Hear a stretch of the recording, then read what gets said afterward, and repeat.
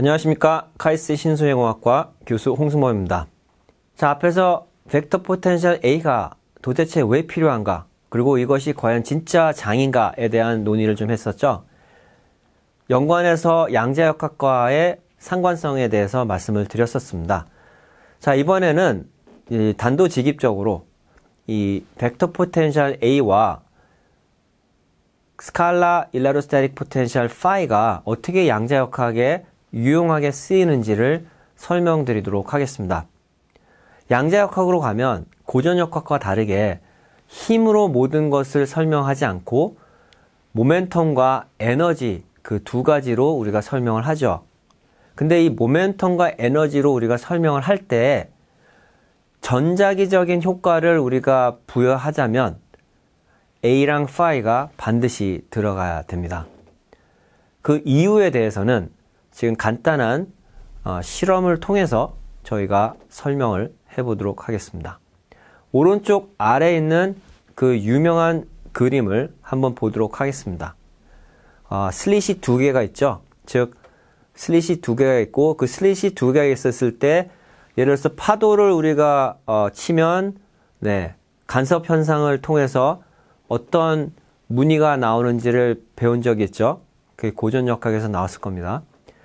또 빛을 통해서 우리가 요 슬릿을 통과시켰을 때 마찬가지로 빛의 이중성 중에 파라는 그런 성질을 통해서 마찬가지로 상쇄간섭, 보강간섭을 통해서 또 그 무늬를 우리가 배운 적이 있습니다. 이번에는 빛이나 파도가 아닌 전자 소스로 우리가 이 실험을 해본다고 합시다. 전자도 드브로이파로 우리가 기술을 할 수 있으니까 파장이죠. 그래서 파죠, 웨이브로. 그래서 마찬가지로 오른쪽에 나타나는 것 같은 무늬가 나타나게 될 텐데, 그 무늬를 우리가 계산할 때 백스탑이 있다고 치고, 그 디텍터, 즉 감지계가 예를 들어서 형광물질이 발라져 있어가지고 그 형광물질에서 나오는 빛의 강도가 거기에 오는 일렉트론 웨이브의 강도와 비례한다고 이렇게 가정을 하도록 하겠습니다. 자, 그러면 그 두 슬릿을 통해서 퍼져나가는 전자의 파동을 생각해보고, 디텍터에 도달했을 때 두 파의 위상차를 한번 생각해 보도록 하겠습니다. 자, 위상차 델타라고 일단 저희가 하고요. 길이를, 판에서 판까지 길이를 대문자 L, 그리고 슬릿 간 거리를 소문자 A. 그러면 요 삼각함수를 좀 생각해 보면은 L분의 X가 탄젠트 세타가 될 텐데, 이게 세타가 굉장히 작으면 탄젠트 세타는 사인 세타에 가깝게 되죠. 그 탄젠트 세타가 사인 세타에 가깝게 된다는 것을 이용해서 사인 세타는 L분의 X구나 이렇게 알면, 저 그림에서 작은 삼각형, 즉 빗변을 D로 하고 밑변을 A로 하는 작은 삼각형의 저 관계식에서, 즉 D분의 A가 사인 세타라는 것을 알게 되고 D분의 A가 결국 L분의 X가 된다는 것을 알 수 있기 때문에 A는 L분의 X 곱하기 D라는 것을 알 수가 있고요. 그 다음에 위상차 델타는 결국 경로차 A를 람다 바, 즉 람다를 2파이로 나눈 값을 나눈 것이기 때문에 결국 델타는 L분의 X 곱하기 람다 바분의 D라는 것을 이해할 수 있을 겁니다. 이 양자역학적인 어떤 전하가 전자기장에 있었을 때 과연 어떻게 거동을 할 건지 한번 생각을 해보도록 하죠.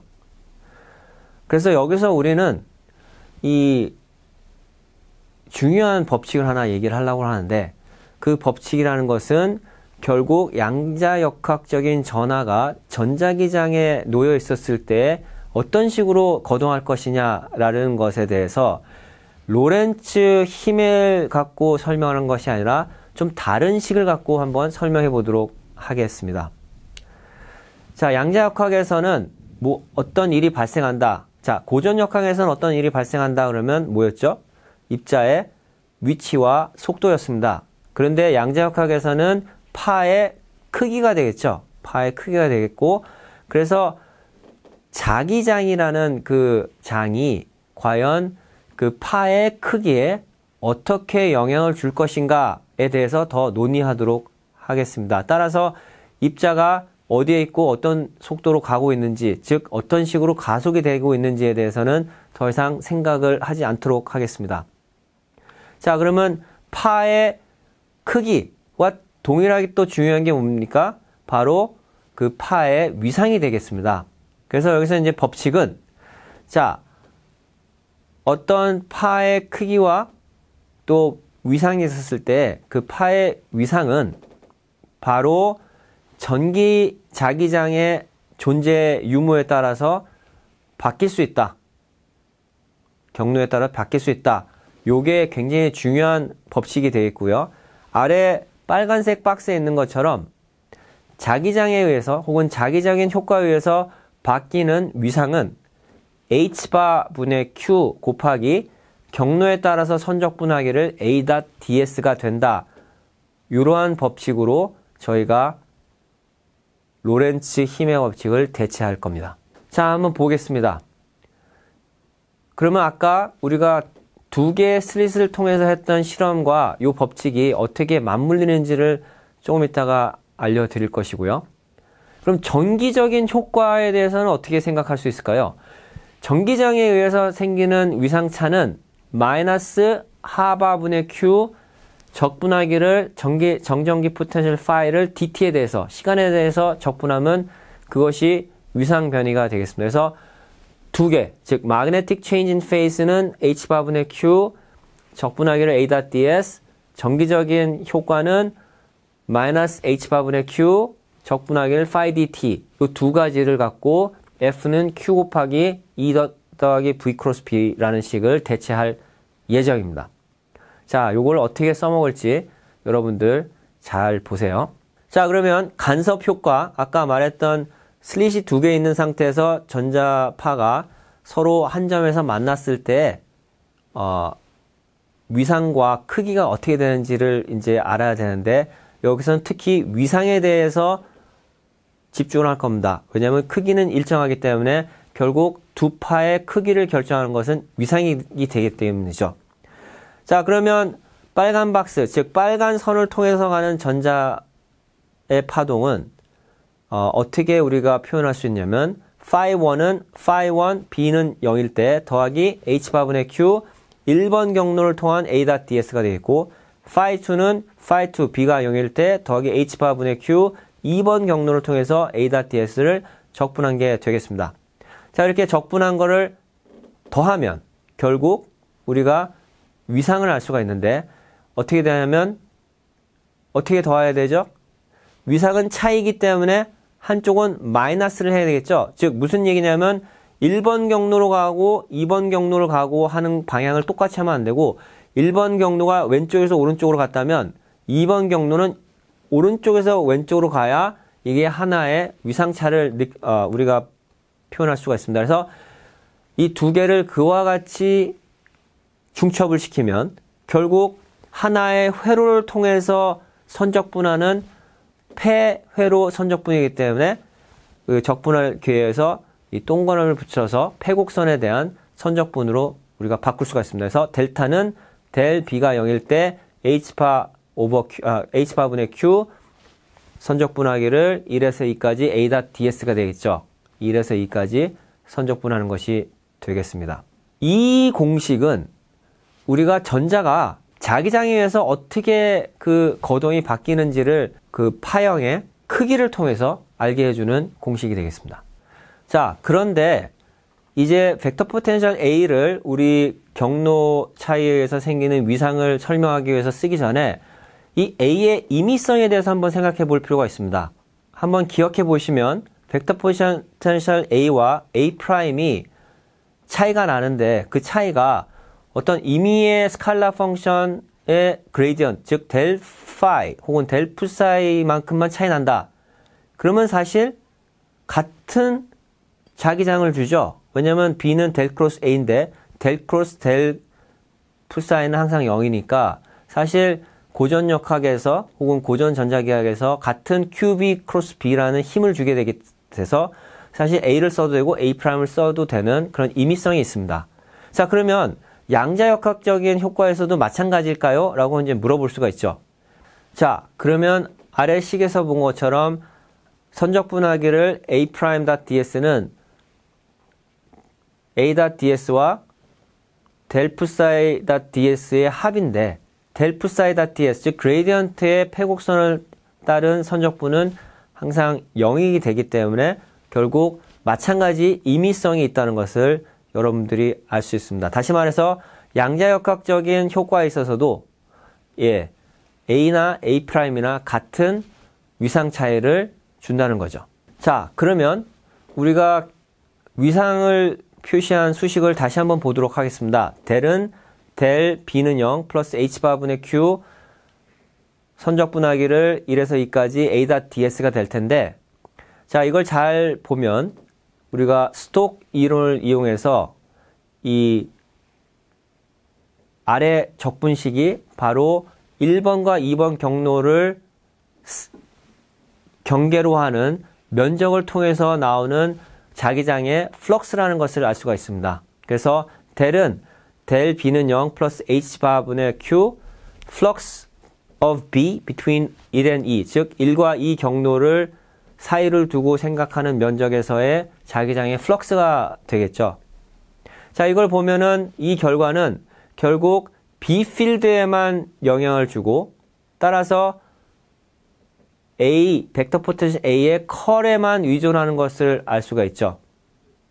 따라서 A나 A'이나 만약에 델프 사이만큼의 차이가 있다고 합니다. 하면 양자역학적인 간섭 효과에 있어서도 그 두 개 다 같은 결과를 준다는 것을 이해할 수가 있습니다. 자, 그러면 똑같이 아까 우리가 생각했던 것처럼 진짜 필드는 마그네틱 필드냐 아니면 벡터 포텐셜이냐라는 질문을 다시 할 수가 있습니다. 자, 진짜 필드는 거리가 떨어진 어떤 전하에 어떤 액션이 없다라는 것을 우리가 계속 얘기했습니다. 다시 말해서 action at a distance, 즉 거리가 있는 쪽에 어떤 우리가 행위를 유발하지 않는다, 거동을 유발하지 않는다, 이런 얘기를 했었죠. 자, 이 개념을 조금 구체화시키기 위해서 한 가지 예를 통해서 좀 설명을 드리도록 하겠습니다. 우리는 B필드가 어디에도 없게끔 만들 수 있는 방법이 있습니다. 어떤 방법이 있죠? 바로 오른쪽에 있는 것처럼 솔레노이드를 이용하면 됩니다. 무한 솔레노이드의 특징은 그 안에는 B필드가 있지만 바깥쪽은 B필드가 없고, 그렇지만 벡터 포텐셜 A는 바깥에 존재하는 그런 상황이 되겠습니다. 이러한 상황을 갖고 우리가 사고 실험을 좀 해보면 어떤 게 과연 진정한 필드가인지 알 수가 있겠죠. 그래서 우리가 아까 슬릿 실험에서 전자의 파동이 솔레노이드 안으로는 못 들어가게 하고 바깥쪽으로만 가게 한다고 했을 때, 그러면 자기장은 없는데 벡터 포텐셜만 있는 상황이 되겠죠? 그랬을 때 과연 이 전자가 자기적인 효과가 있을 것이냐, 이렇게 한번 생각해 볼 필요가 있겠습니다. 자, 델타는, 즉 위상 차이는 델타 B는 0 플러스 H바분의 Q 선적분화기를 A.ds가 되는데, 과연 솔레노이드 안쪽에 마그네틱 필드가 있었을 때 바깥쪽으로 가는 전자가 양자역학적으로 영향을 받을 것이냐, 이 질문을 한번 같이 생각해 보도록 하겠습니다. 자, 솔레노이드를 어디다 놓으면 될까요? 저 그림에서 경로 1과 2 사이에다 놓도록 하겠습니다. 그러면 1번 경로나 2번 경로나 솔레노이드를 직접 관통해서 들어가지 않기 때문에 B필드는 직접적인 영향을 주지 않겠죠. 이 상황에서 과연 이 간섭 무늬가 바뀔 것이냐, 요 결과를 우리가 보면 될 것입니다. 자, 이 실험이 재미있는 이유는 저 1번과 2번 사이에 솔레노이드, 즉 전자석을 놓으면 우리가 두 가지 상황을 재현할 수 있습니다. 하나는 전자석에 전류를 흘리지 않으면 사실 B 필드도 없고 A 벡터 포텐셜도 없습니다. 그래서 B도 없고 A도 없는 상황을 연출시킬 수 있고, 전류를 흘리게 하면 1번과 2번과 직접적으로 상호작용하는 B는 없지만 A가 있는 상황을 만들 수가 있죠. 그래서 두 상황에 대해서 한번 생각을 해보죠. 말하는 것처럼 꺼놓은 상태에서는 그냥 우리가 처음에 생각했던 것과 같은 간섭 무늬를 우리가 갖게 될 거고요. 만약에 키면 어떤 일이 발생하냐면 1번과 2번 경로를 경계로 하는 면적에 magnetic flux가 바뀌기 때문에, 근데 그 바뀌는 magnetic flux가 일정하죠. 일정하기 때문에 델타, 즉 위상이 일정하게 shifting, 즉 바뀌는 것을 볼 수가 있습니다. 다시 말해서 전체 패턴이 위로 움직이는 거죠. 그래서 우리는 자기장이 전자파와 직접적으로 상호작용하지 않지만 같은 위치에서 벡터 포텐셜과의 상호작용으로 인해서 효과가 나옴을 알 수가 있습니다. 자, 이 효과가 이 수식을 통해서 조금 더 자세하게 할 수 있는데, 델타가 L분의 X 람다 바분의 D라고 했죠. 그 다음에 델타는 델타 B가 0일 때 더하기 H 바분의 Q 선적분하기를 A.ds인데 폐곡선에 대한 선적분이죠. 그래서 A.ds라 했고, 여기서 X0, 즉 시프팅 되는 거리를 한번 우리가 생각해 보면 마이너스 D분의 L 람다 바 곱하기 H 바분의 Q A.ds를 폐곡선에 대해서 선적분한 게 되겠고, 저 적분한 것은 결국 1번과 2번 사이에 B의 플럭스이기 때문에, 자기장의 플럭스이기 때문에 그 플럭스, 즉 솔레노이드 안에서 나오는 플럭스를 우리가 알면 X0을 우리가 구할 수가 있습니다. 본 실험 결과는 피지컬 리뷰에 아하로노프와 봄이라는 두 과학자가 출판한 논문에 기반을 두고 설명을 드린 것이 되겠습니다. 관심 있는 학생들은 직접 원문을 한번 다운을 받으셔가지고 읽어보시면 좋을 것 같습니다. 감사합니다.